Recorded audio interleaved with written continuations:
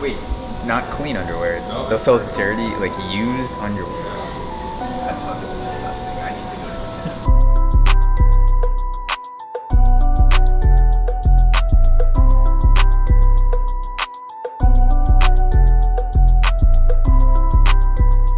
to Going into the tattoo world sober, what were the biggest changes in your life? Being sober in the tattoo world is really hard. There are very few of us.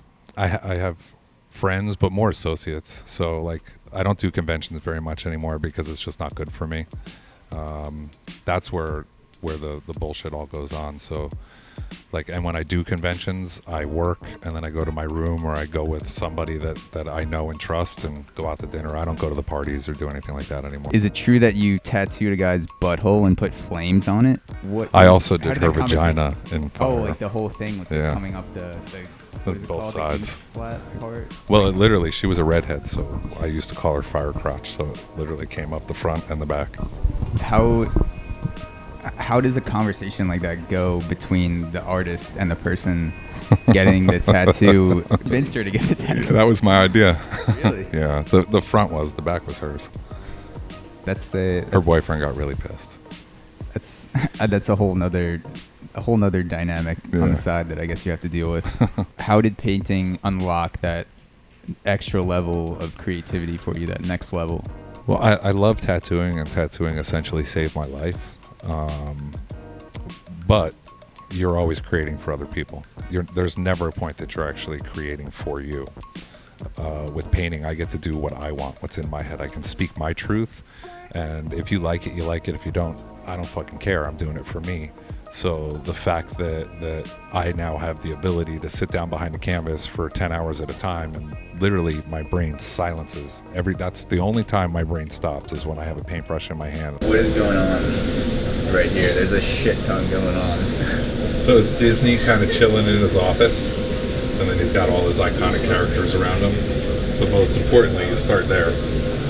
Oh, this is the socialist. Yeah, because he was one of the founders of the National Socialism Party of America, and then him as Adolf. So now it's like modeled after a photo of Hitler in his office. Yeah, there's a lot of dark, deep, buried secrets.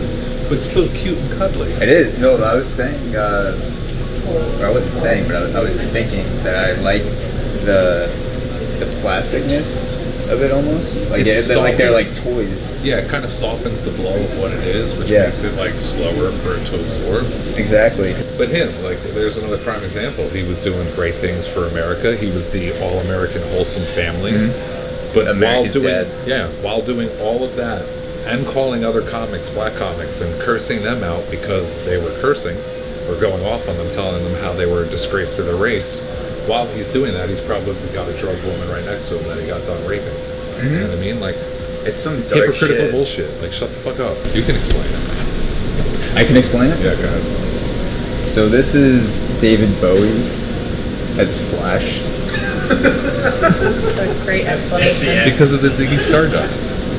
Even though you may not look like the Flash to other people, you think you are in your head when you're on a lot of cocaine, which... Perfect. I like the way this came together. You have my approval. That's a great description of it. It was probably one of the more in-depth interviews I've ever done. Cool. I tried to go in depth. I tried to dig up some demons. You did? Dig up some creative shit and kind of just give people a full view of who you are as a person, and hopefully I did that. I've never had anybody ask about my childhood. Really? Yeah. That's something I just ask anyone that comes on the podcast, just to see. Sometimes people just gloss over it, sometimes people go into detail, but it's always interesting to me. Once I like doing it after you get into some of the interview, and then going back to the childhood, and kind of gives people perspective. So you get them comfortable. And then I just I just got done interviewing Jason Ackerman from SOHO Ink. We talked about a lot of shit today. We talked about addiction, we talked about tattooing guys' dicks, we talked about the PC culture, We talked about what Jason has learned from being a tattoo artist and also a painter as well. He has a bunch of dope art, which you guys need to check out online. I'll put all the links to that shit in the description of this video and the podcast.